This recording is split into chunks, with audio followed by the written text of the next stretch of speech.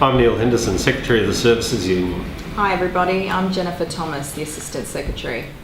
Have you seen the decision of the Queensland Industrial Relations Commission on the Local Government Award, Jen? I have. Not good for our members now. Not good, but there's some significant victories in there for the Services Union. It was only the Services Union that opposed increasing the hours of work for local government officers, and we succeeded in persuading the Commission that that would be a bad idea. I think that's a major outcome for us, but there's a few other areas where we haven't quite got over the line yet, very important areas for members in the country, particularly in relation to the extra week's annual leave and the locality allowances that many of our members receive.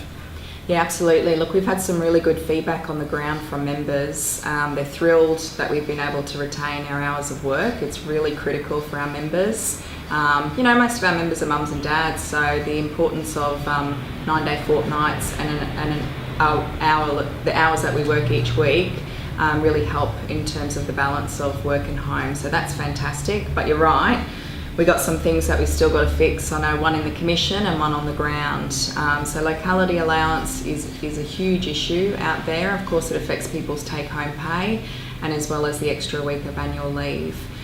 Beyond that, I know one of the major concerns for all of our members is if there's going to be uncertainty about their 9-day fortnight. Do you want to explain to members about why that's the case? Yes, we're very worried about the 9-day fortnight arrangements we have in place because of the provision of the Act which says that a certified agreement cannot contain a provision which may interfere with the efficient delivery of service in a council.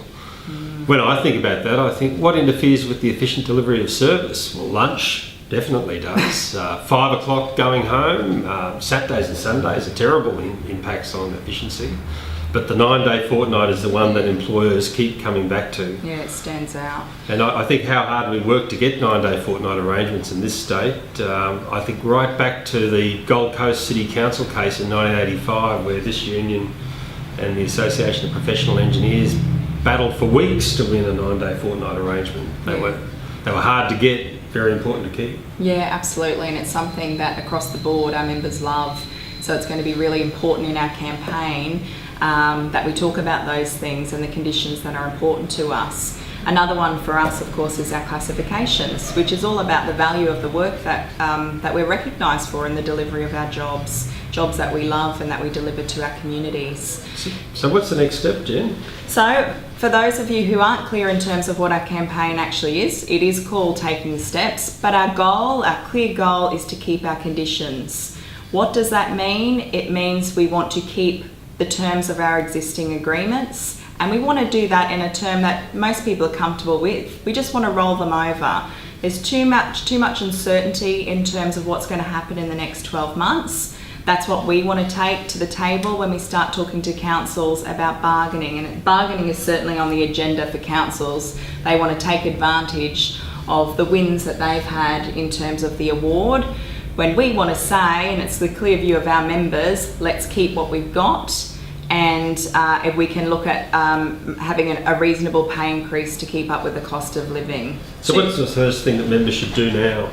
Right now, the easiest thing you can do is jump on our website, which is www.theservicesunion.com.au, and have a look at our campaign page. That will give you all of the information we've talked about here today and give you an update in detail of where our campaign's at.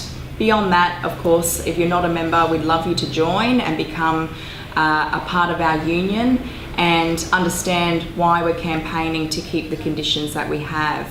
And members have a number of actions that they can do. Of course, part of this is going to be about talking to your counsellors, to your managers, and amongst ourselves before we get out there and start talking to the community. But what we have done in the meantime is we've taken some of those steps. We've done some advertising in local newspapers. We've done interviews out in our communities because we need to get our communities to start understanding what you as a group of workers are going to be facing right now and over the coming 12 months. Joining the Services Union, that's a good move. So again, if you can go to our website, www.theservicesunion.com.au. Thanks.